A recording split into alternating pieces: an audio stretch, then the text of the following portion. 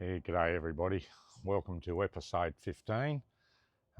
This one's going to be a bit of a shorter episode because I had a bit of problems with corruption in some video and sound files. So I basically had to recover and piece together what I could. But in this episode, I'll turn you around and give you a look. Yeah, in this episode, I've basically removed the front diff, which proved to be a little more difficult than I first thought. Mainly because that driver's side spring was corroded onto one of the stud bolts, and it took me a good couple of hours to get that off. I had to wind the diff out. I'll roll the diff out with the spring attached and then spend a couple of hours trying to get it off. So anyway, let's get into it.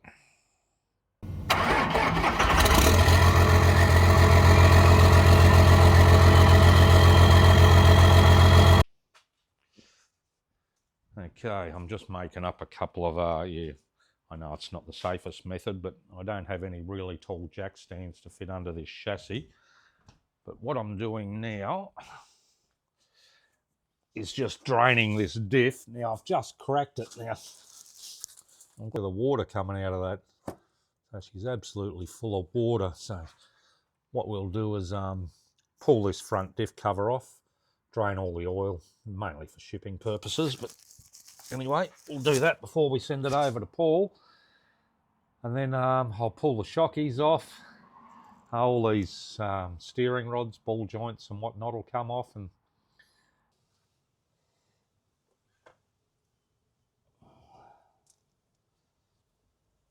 okay.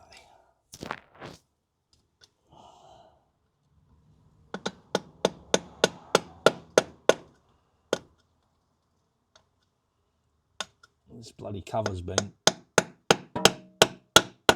glued on pretty well.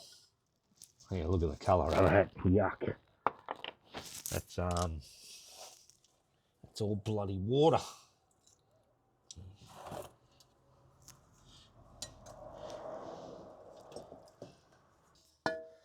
There's more water in that than oil.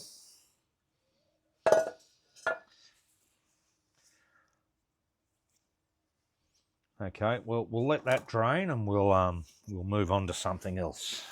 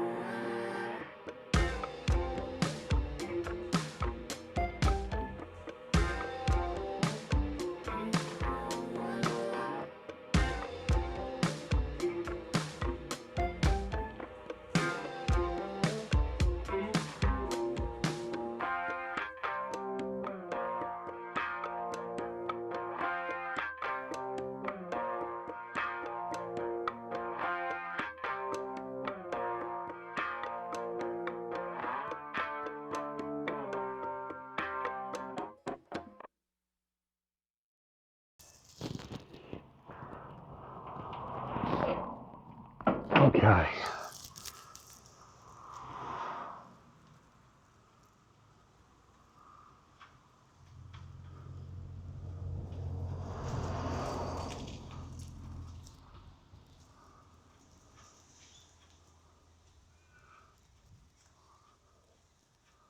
Okay, that's one side. I'll probably put all new ball joints and that on these as well.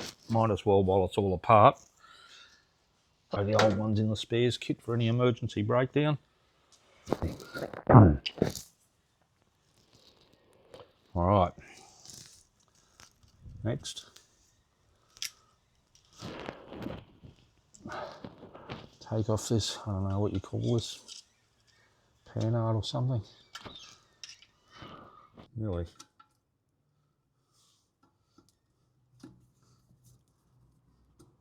There we go. That one was a bit easier.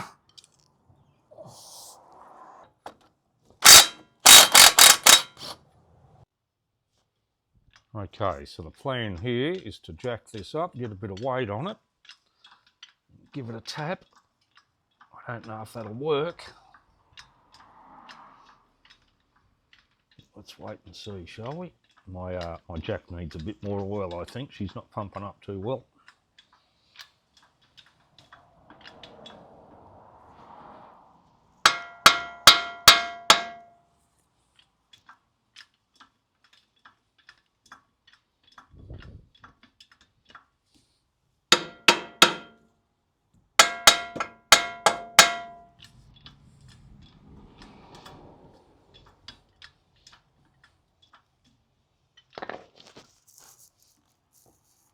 Well, that's got all the weight I can get on it now.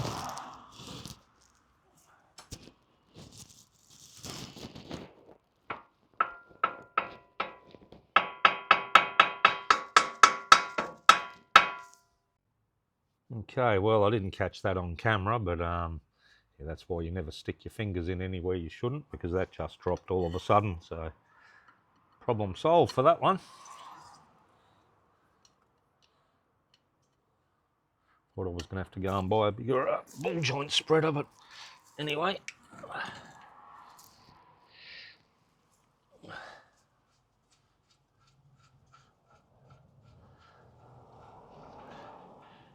Yes, I just gave it a few taps with a hammer and jacked it up a little higher, and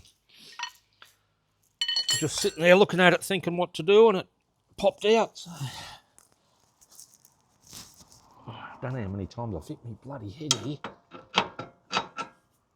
I think I'll need to wait until I jack it up to be able to pull that out. There's not enough clearance under the spring there. Anyway, we'll move on to the other side. Okay, let's get this other one out.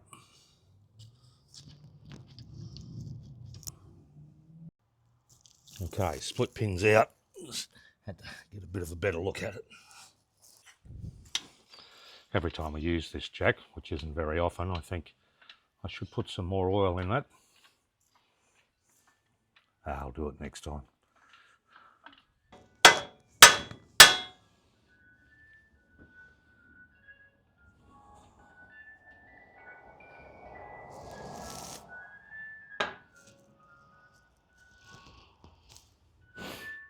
Do I want an ice cream or not?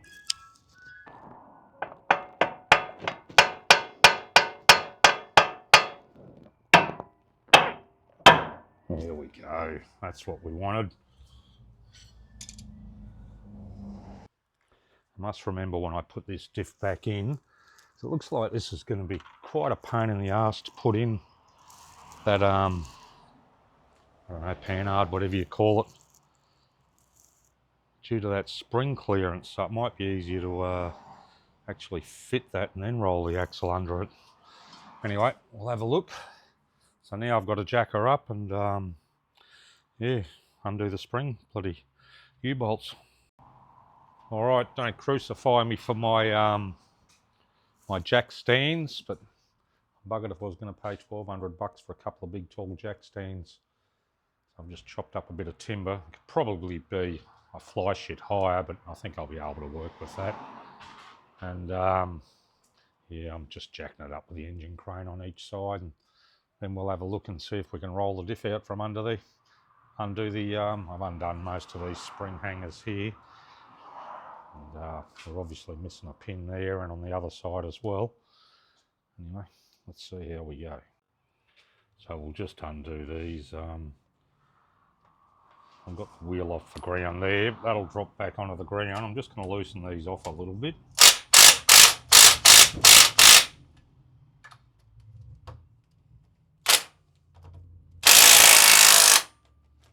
Here's the plan.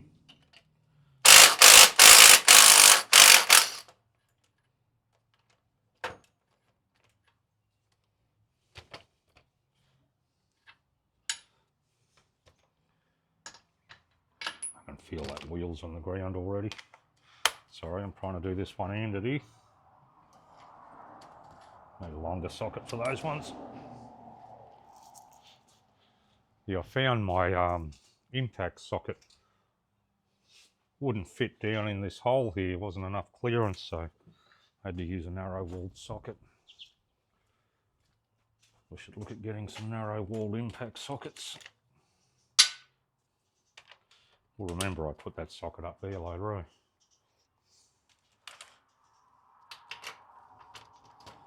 Oh, they're biggest. Bigger ones. 27. What do we got here?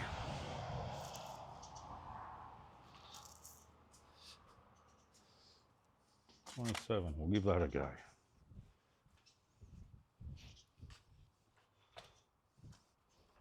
Yeah, it would make life easier if you had a big shed and a crane and a forklift.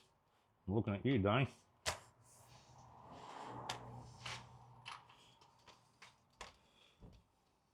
Jesus, how deep do I need it?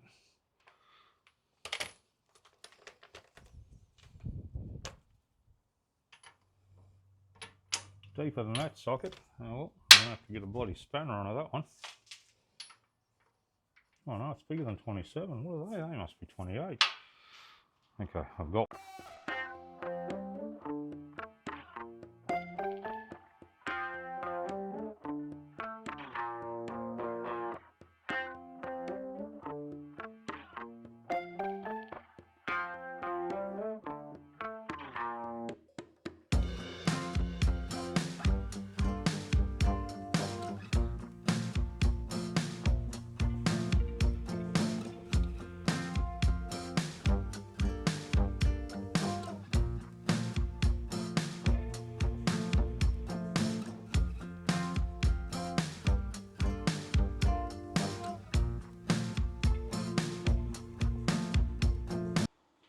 Well, I've been banging it away at that, not the U-bolt, but the inside couple of bolts there, and banging away at them for ages. And yeah, nothing's budging there, so I'm going to roll this diff out with the spring attached. Okay, well I managed to get that panhard rod back in, so at least keep the wheels a bit straighter to get it out of here.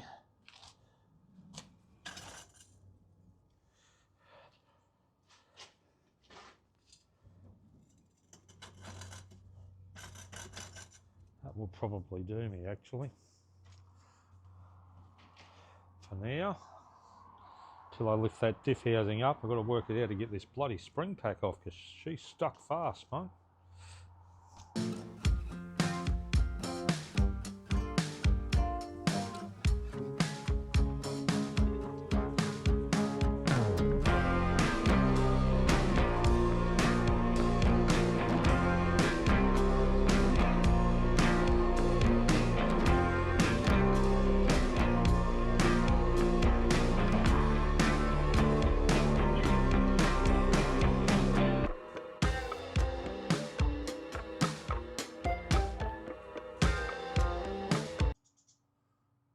It took me a couple of hours to get it off, but finally got it off.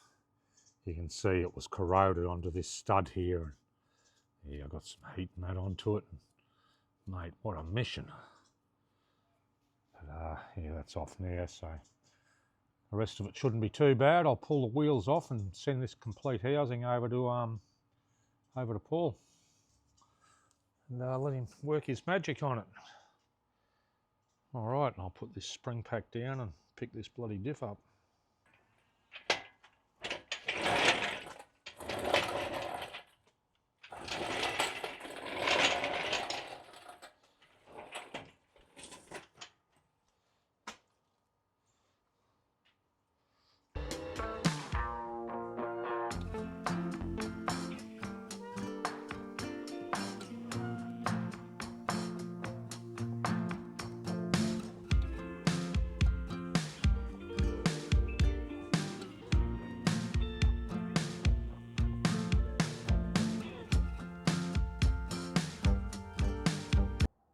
Okay, so we've had a little change of plan on where this diff is going. I spoke to Paul Knott at East Coast Docker and Dane at West Coast Docker, so Dane's happy to do the rebuild on this one, so that'll save quite a bit in freight. So next week I'll take this one down to Dane and let him do his stuff on it. I've got full confidence in him, so we'll see how we go.